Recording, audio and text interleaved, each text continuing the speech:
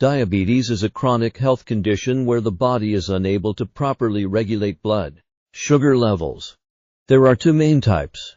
Type 1 diabetes is an autoimmune condition where the body attacks insulin-producing cells in the pancreas, leading to little or no insulin production. Insulin is a hormone that allows glucose to enter cells for energy. Type 2 diabetes is a metabolic disorder where the body becomes resistant to insulin or doesn't produce enough. This is often associated with obesity, inactivity, and genetic factors.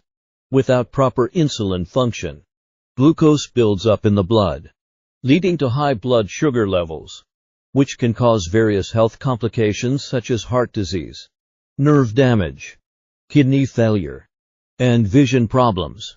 Management includes lifestyle changes, monitoring blood sugar levels, and medication or insulin therapy.